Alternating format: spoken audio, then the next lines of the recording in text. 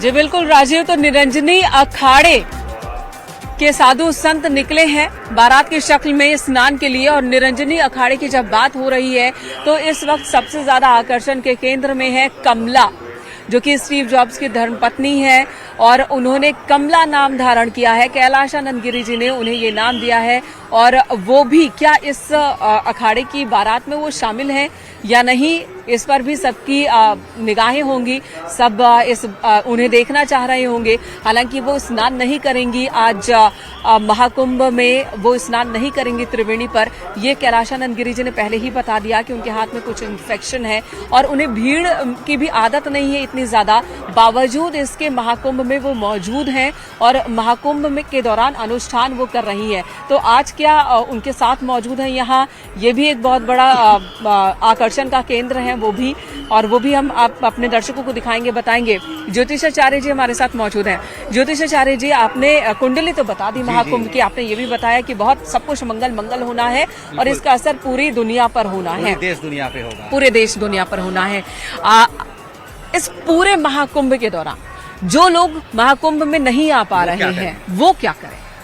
देखिए, एक दुर्गा सप्तशती में मंत्र आता है, सर्वा बाधा, सर्वा बाधा विनिर्मुक्तो धन्य धान्य स्वतान्विता मनुष्यो मत प्रसादेन भविष्यति न संशया। यानी कि सर्वा बाधा, आपके जीवन में जो भी कोई बाधा आ रही है, अगर उसको आपको दूर करना है तो आज के दिन सर्वा बाधा विनिर्मुक्तो धन्य धान्य स्वतान्विता, यानी कि मनुष्य को क्या चाहिए, धन आदि पुत्र आदि की प्राप्ति चाहिए। तो सर्वा बाधा विनिर्मुक्तो धन धान्य स्वतान्विता मनुष्यो मत प्रसादेन भविष्यति न संशया। अब देखिए, दुर्गा सप्तशती के सिद्ध मंत्र में भी कहा गया है भविष्यति न संशया, यानी कि अगर हमको अपने ऊपर संशय नहीं होगा तो देवता तो दे रहे हैं। उनके देखिए सूर्य भी उदय हो चुका है, सूर्य की जो पहली किरण यहाँ पर आई है तो उसके साथ जल पे जो पड़ रही हैं, जल की रश्मियां अमृत तुल्य हो रही हैं। तो अगर हम बिल्कुल श्रद्धा विश्वास के साथ अपने घर पर भी बैठे हैं, जो महाकुंभ नगरी में नहीं आ पा रहे हैं, तो घर पर भी इस मंत्र का जाप करेंगे, सर्वा बाधा विनिर्मुक्तो धन्य धान्य स्वतान्विता मनुष्यो मत प्रसादेन भविष्यति न संशया, और बिना संशय के करेंगे। और साथ में तिल दान करेंगे, क्योंकि जैसा कि बताया, तिल दान ग्रह शांत, सबसे सरल, सबसे जो वे शून्य उपाय है। कोई अगर कुछ कंबल दान नहीं कर सकता, चीजों को दान नहीं कर सकता, तो तिल तो बड़ा ही सरल है, वे शून्य है। तो कम से कम आज प्रत्येक व्यक्ति काला तिल दान करे। मकर संक्रांति पे तिल दान, तिल सेवन का बहुत है। बल्कि अगर आपको दुर्भाग्य को नष्ट करना है तो काला तिल जल में मिलाकर स्नान करें। आप जहां भी हैं, जिस भी नगर में है, शहर में है, मकर संक्रांति का ये फल है कि तिल का उपटन लगाना चाहिए। कुछ नहीं कर सकते तो काला तिल ले लीजिए, तिल को जल में डालिए, गंगा जी का स्मरण करिए और ईश्वर से प्रार्थना करिए, गंगा जी से प्रार्थना करिए कि अगर मेरे ऊपर शनि की 7.5 चल रही है, शनि राहु केतु किसी की भी पीड़ा है तो वह मुक्त करे। इसी के साथ एक सबसे सरल और वे शून्य उपाय है राम का नाम लिखना लाल कलम से। अगर दर्शक आज के दिन से, क्योंकि देवताओं का जैसा कि बताया गया है 8:55 से सूर्य धनु राशि को छोड़ के मकर राशि में प्रवेश कर जाएंगे, यानी कि इतनी शुभ घड़ी आने वाली है, अमृत बेला आने वाली है। 8:55 से मकरे अर्क यानी कि उत्तरायण प्रारंभ होगा, देवताओं का दिन प्रारंभ होगा। तो दर्शक अपने घर पे बैठ के आज 8:55 के शुभ मुहूर्त से केवल एक कॉपी ले लें, एक पेन ले लें, लाल कलम से कम 108 बार राम का नाम लिखें। 108 के क्रम में राम का नाम लिखने से ये फायदा आज उनको मिलेगा। अगर आप ऐड करेंगे 1 + 0 + 8 = 9, 9 पे ही समस्त सृष्टि टिकी हुई है, क्योंकि 9 ग्रह होते हैं, 9 दुर्गे होते हैं, 9 का विषय, 9 का कभी डिस्ट्रक्शन नहीं होता, मतलब ब्रह्म अंक है। जैसे हम 9 की टेबल देखेंगे, 9 × 1 = 9 तो 18 आएगा, ऐड करेंगे 9 × 2 = 27 तो 7 × 2 = 9 आएगा। जितना भी 9 की टेबल को आप ऐड करते जाएंगे तो लास्ट में रूट नंबर क्या आएगा, 9, यानी कि मूलांक 9। 9 ग्रह हैं, 9 देवियां हैं। तो अगर दर्शक घर में बैठ के त्रिवेणी माँ का स्मरण करेंगे, गंगा मंगया यमुना और सरस्वती का स्मरण करेंगे, और पहले पितरों का स्मरण करना ना भूलें, क्योंकि बिना पितृ प्रसन्न हुए देवी देवता प्रसन्न नहीं होते हैं। तो अगर वो पितरों का स्मरण करेंगे और राम का नाम लिखेंगे तो उनकी मनोकामनाएं पूर्ण होगी। 2 तरह से मनोकामनाएं पूर्ण कर सकते हैं।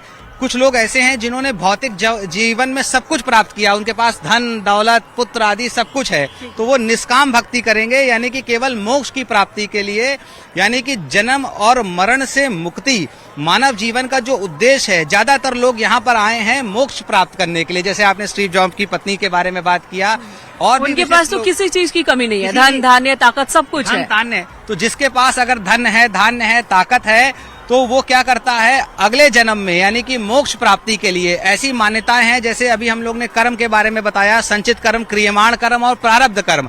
अगर हम यहाँ पुण्यों का संचय करेंगे तो अगले जन्म में हमको भगवान किसी धनाढ़ व्यक्ति के यहाँ पैदा करेंगे। कभी कभी आप देखते हैं जो लोग कर्म और भाग्य को नहीं मानते, यानी कि आप अपने अगले जन्म को भी सुधार सकते हैं अपने कर्मों के जरिए।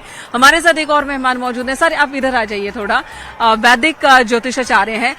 सर ये बताइए कि वेदों में क्या लिखा है, वेदों में क्या लिखा है दान को लेकर के, वेदों में क्या लिखा है कि जो आज का दिन है और अगला जो पूरा 45 दिन है उसके बारे में?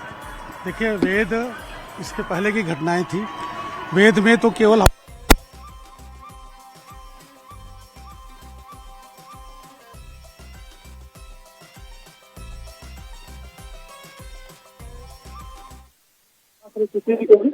डेडिकेटेड वेदों में जब आप बात करते हैं वहाँ से अपने आप शामिल करा जाता है। आवाज चली गई, आवाज चली गई।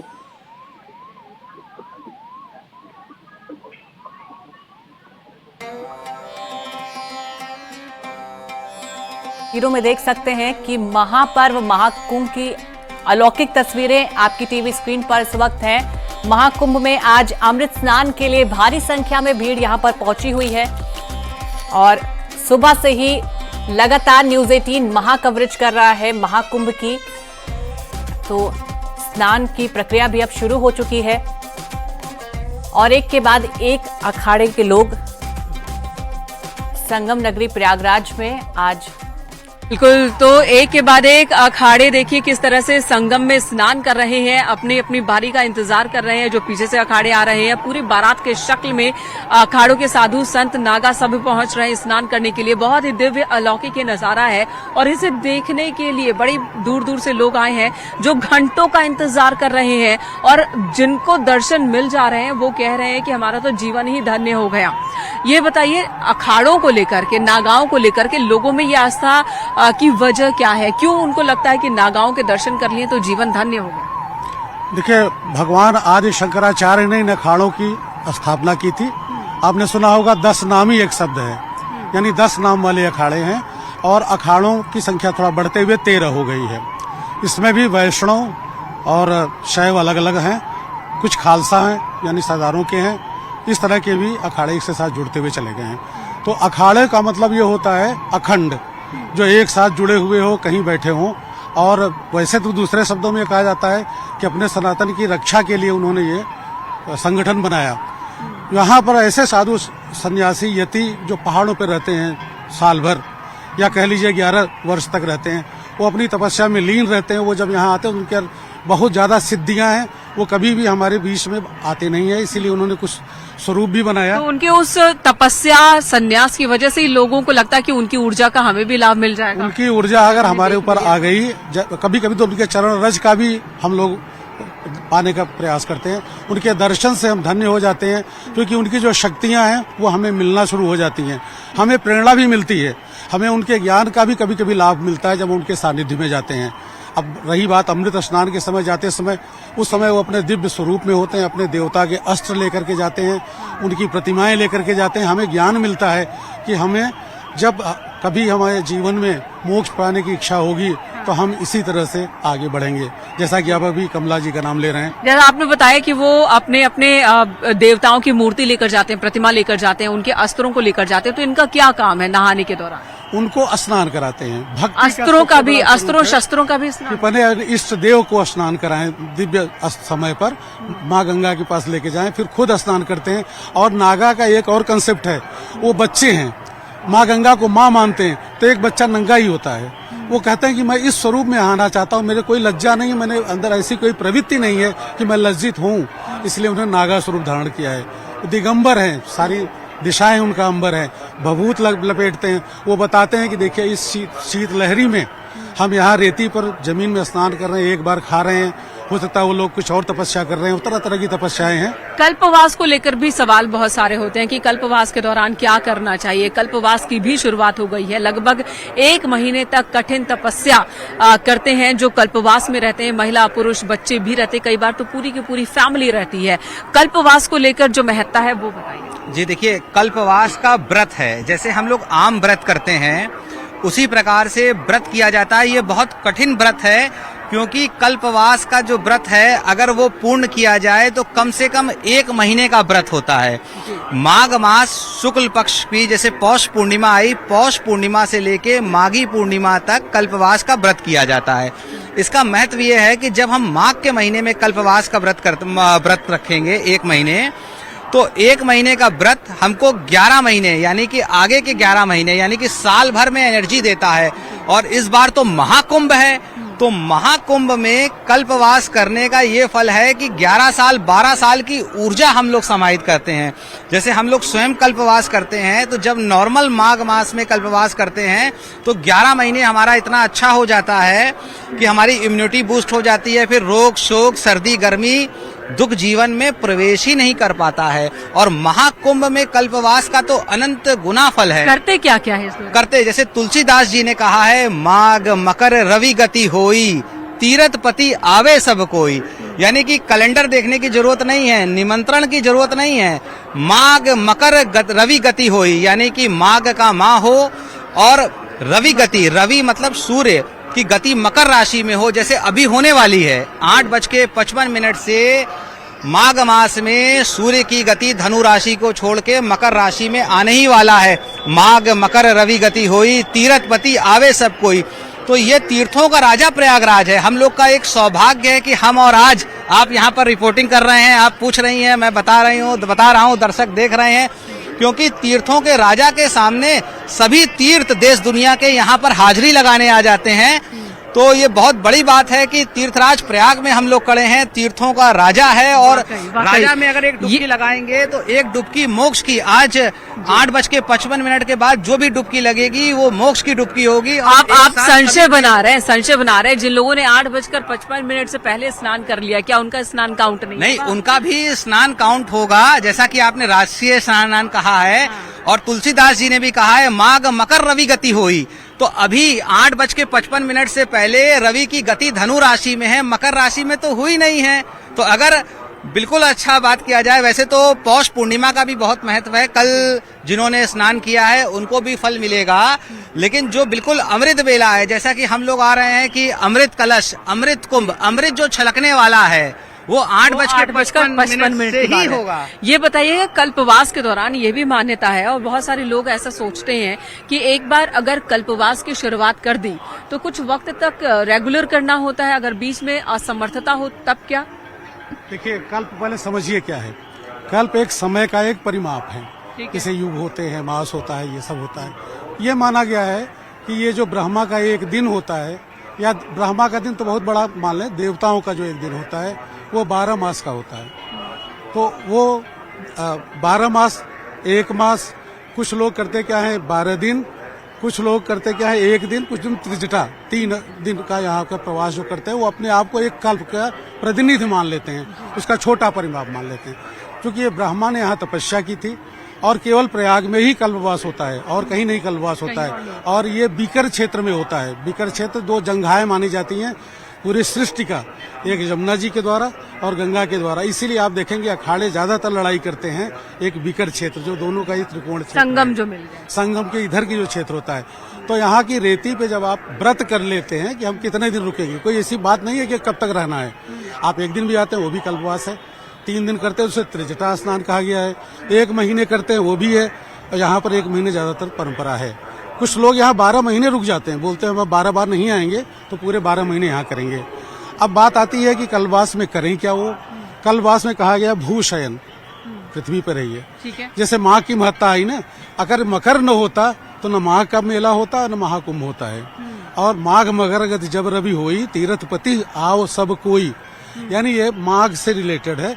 और अब इसी से तो जुड़े हुए वो जमीन पर सोना होता है और खाना क्या होता है? इसी से जुड़ा ये है कि जब मकरस्थ रवि होते हैं, चंद्रमा उनके साथ थे, उस समय जब अमृत का घट लेके भागा गया और बृहस्पति उसके गाइड थे और उधर से असुर गुरु थे शुक्र। इस बार बड़ी अच्छी कुंडली बनी, मैं अभी आगे बात करूंगा अगर समय रहा तो। अब आते हैं आप कल्पवास में। कल्पवास का मतलब होता है भूशयन, पृथ्वी पर सोइए, एक वक्त खाना खाइए, सामने तुलसी और केले को लेकर के भगवान विष्णु को यहाँ पर पूजा कीजिए। विष्णु को ही समर्पित है ये प्रयाग क्षेत्र। कुछ भी यहाँ होता है लास्ट में कहता है कृष्णार्पणम वस्तु। यहाँ 12 माधव हैं और विष्णु यहाँ आते हैं, इसीलिए सारे तीर्थ यहाँ चले आते हैं उनके पास। कभी कभी लोग कुछ कहते हैं कि अब पूजा वूजा कहीं करने की जरूरत नहीं, चलो प्रयाग, क्योंकि सब तीर्थ तो वहाँ हैं, सारे देवता तो वहाँ हैं, भगवान विष्णु यहाँ बैठे हुए हैं, यमुना और यमुना के सानिध्य में बैठे हुए हैं। और यमुना का जो बहुत बहुत बड़ा महत्व है वो इस सब में जुड़ के हम ज्ञान पाने आते हैं, वही हमारा प्रत्यक्ष अमृत है। यहाँ ऐसा नहीं कि ऊपर से बरसेगा, अमृत भी देता कौन है? जो बृहस्पति होगा राजा है, चंद्रमा। अमावस्या यहाँ की तो बहुत ही कठिन वक्त होता है कल्पवास के दौरान। कठिन भी है, आपकी श्रद्धा कितनी है, आप कितना फल चाहते हैं। देखिए ये मोक्ष भी देता है और अगले जन्म में राजा भी बनाता है, जैसी आपकी कामना हो। कामद और मोक्षद दोनों है। आपकी इच्छा है सब कुछ कामना पे हो, हमारे कुल तरें, पितर तरें।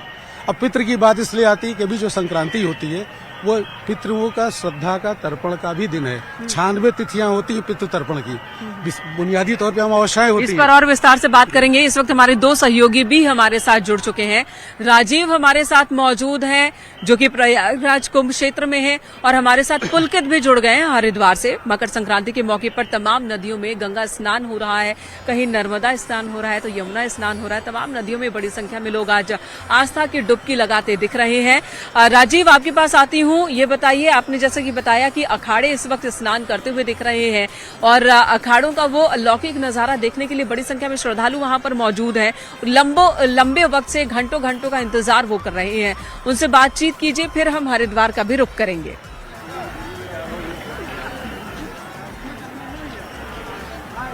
हाँ, देखिए मेनका, इस वक्त जो निरंजनी और आनंद अखाड़ा है उनके जो पूज्य संत हैं वो लगातार संगम तट पर पहुंच रहे हैं अखाड़ों के स्नान के लिए। इस वक्त हमारे साथ कुछ पूज्य संत भी मौजूद है। महाराज जी, किस तरह की व्यवस्था है? बहुत बढ़िया है। हम गुजरात से आए, भावनगर। मेरा नाम श्री श्री 1008 महामंडलेश्वर किरणानंद जी महाराज है। मैं अखाड़े से हूँ और कई दिनों से हम यहाँ पे ठहरे हुए हैं। बहुत बड़ी प्रशासन की व्यवस्था है रहने की, खाने की, और बहुत बढ़िया। 8 बजे से आप लोगों का भी स्नान है? हाँ, अभी 8 बजे नहीं है, 8:30 बजे है। हाँ, हम जुड़ेंगे सबके साथ जी। आप देख सकते हैं कि ये गुजरात से महामंडलेश्वर से जिन्होंने बात की, हम और भी लोगों से बात करेंगे। उसके साथ ही साथ आपको दिखाएंगे कि कितना दिव्य और भव्य यहाँ पर वो संतों संत हैं जो उनके रथ हैं वो यहाँ से गुजर रहे हैं और लोग उनका दर्शन लाभ लेते हुए नजर आ रहे हैं। आप देख सकते हैं कि लाखों की संख्या में जो यहाँ पर वो इस वक्त हैं और काफी तेजी के साथ बात हुए नागा साधु जो पूज्य संत वो इस वक्त यहाँ से निकल रहे हैं और आप देख रहे हैं कि तमाम लाखों की संख्या में जो भक्त है उनके द्वारा जो फूल लौटूंगी, बने रहे हमारे साथ। 3 तस्वीरें आपको दिखाते हैं, अपने दर्शकों को दिखाते हैं। राजीव, बने रहे हमारे साथ, लौटूंगी तुरंत आपके पास। 3 अलग अलग जगहों की ये तस्वीर जहां पर स्नान करते हुए तमाम श्रद्धालु नजर आ रहे हैं। अयोध्या, प्रयागराज और हरिद्वार की ये तस्वीरें देखिए जहां पर जनसैलाब इस वक्त आस्था की डुबकी लगाता हुआ दिख रहा है। प्रयागराज में तो प्रयागराज महाकुंभ का आयोजन है, अमृत स्नान हो रहा है क्योंकि आज है पहला अमृत स्नान। तो वहीं पूरे भारत में ही मकर संक्रांति के मौके पर नदियों में स्नान कर रहे हैं लोग, पवित्र जल लेकर अपने घर की तरफ जा रहे हैं। अयोध्या में भी राम की पैड़ी पर और सरयू में स्नान ध्यान करते हुए लोग दिख रहे हैं। तो प्रयागराज के बाद आप तीसरी तस्वीर देख रहे हैं हरिद्वार की। यहाँ पर गंगा में डुबकी लगाते हुए हर की पैड़ी पर स्नान करते हुए श्रद्धालुओं के सैलाब को आप देख रहे हैं। प्रशासन ने हर तरफ पुख्ता इंतजाम किए हैं, कहीं ट्रैफिक जाम ना हो इसे लेकर भी डायवर्जन किया गया है क्योंकि इन खास दिनों में लोगों की संख्या ज्यादा होती है, बढ़ जाती है। हरिद्वार में बड़ी संख्या में लोग पहुंचते हैं। यहाँ पर भी सिक्योरिटी के बहुत इंतजाम किए गए हैं, प्रशासन मुस्तैद है। ये तस्वीरें लगातार हम आपको अलग अलग जगहों की दिखा रहे हैं। न्यूज 18 पर आप मेगा कवरेज देख रहे हैं प्रयागराज महाकुंभ की और साथ ही साथ मकर संक्रांति की भी। और इस वक्त राजीव हमारे साथ जुड़े हुए हैं। राजीव का एक बार फिर से रुख करेंगे, लेकिन उससे पहले पुलकित का रुख कर लेते हैं। हरिद्वार में मौजूद है हमारे सहयोगी पुलकित। पुलकित, हरिद्वार का ये नजारा भी बहुत ही भव्य और दिव्य है। क्या है अनुमान प्रशासन का, कितने बड़े तादाद में आज हरिद्वार पहुंच रहे हैं लोग? जी देखिए, आज मकर संक्रांति का गंगा स्नान है और मकर संक्रांति का गंगा स्नान अगर अंग्रेजी नववर्ष के अंग्रेजी कैलेंडर के अनुसार देखें तो साल का पहला सबसे बड़ा गंगा स्नान होता है। तो अगर लोगों की तादाद की बात करें तो काफी बड़ी संख्या में, बड़ी तादाद में लोग यहाँ पर पहुंचने वाले हैं। पिछले साल भी जो है लाखों श्रद्धालु इस स्नान के दौरान पहुंचे थे, लेकिन इस बार क्योंकि कुंभ का भी आयोजन हो रहा है, जो बड़ी संख्या में जो लोग हैं जो प्रयागराज कुंभ के लिए भी पहुंचे हुए हैं, उसके बावजूद भी अंदाजा लगाया जा सकता है कि कई लाख श्रद्धालु आज शाम तक यहाँ पर गंगा में स्नान करेंगे। यही कारण है कि प्रशासन की ओर से पुख्ता इंतजाम किए गए हैं। सभी तरह की जो व्यवस्थाएं हैं वो अपनी ओर से व्यापक की गई हैं। हर की पैड़ी पर मैं इस वक्त मौजूद हूँ। तस्वीरों में दिखाना चाहूंगा कि किस तरह से बड़ी संख्या में यहाँ पर जन सैलाब लोगों का उमड़ा हुआ है। दूर दूर तक यहाँ पर सिर्फ गंगा में डुबकी लगाने वाले श्रद्धालु यहाँ पर सिर्फ नजर आ रहे हैं। सुबह 4 बजे से, ब्रह्म मुहूर्त से ये जो सिलसिला है ये गंगा स्नान का, ये लगातार जारी है। लोग यहाँ पर लगातार हर की पैड़ी पर पहुंच रहे हैं, ब्रह्म कुंड में गंगा का स्नान कर रहे हैं, गंगा में आस्था की डुबकी लगा रहे हैं और उसके बाद यहाँ से रवाना हो रहे हैं। पुलिस प्रशासन की ओर से व्यापक इंतजाम यहाँ पर किए गए थे। जितनी भी पुलिस फोर्स की तैनाती गंगा स्नान के लिए मेला क्षेत्र में की गई है, उसकी पूरी तरह से पुलिस ब्रीफिंग कर दी गई थी। हजारों की तादाद में यहाँ पर पुलिस फोर्स, जो पुलिसकर्मी हैं, अधिकारी हैं, अन्य कर्मचारी हैं, वो सब यहाँ पर तैनात किए गए हैं। सभी तरह की यूनिट्स यहाँ पर तैनात की गई हैं। सुरक्षा व्यवस्था के मद्देनजर मेला क्षेत्र को 8 जोन में बांटा गया है और 28 सेक्टर बनाए गए हैं। ट्रैफिक का डायवर्जन प्लान भी यहाँ पर लागू किया गया है। अगर किसी भी तरह की कोई अव्यवस्था होती है कि जाम की स्थिति बनती है तो ट्रैफिक को डाइवर्ट किया जाएगा और बाहरी वाहनों का प्रवेश जो है वो हरिद्वार शहर में प्रतिबंधित रखा गया है। कल रात से ये पूरा प्लान लागू हो गया है। अभी तक स्नान जो है सुचारू रूप से चल रहा है और अनुमान है प्रशासन का कि आज शाम तक कई लाख जो श्रद्धालु हैं वो हरिद्वार पहुंचेंगे और गंगा में आस्था की डुबकी लगाएंगे। मकर संक्रांति के, अगर गंगा स्नान के अगर महत्व की बात करें तो मकर संक्रांति के स्नान का काफी बड़ा महत्व बताया गया है शास्त्रों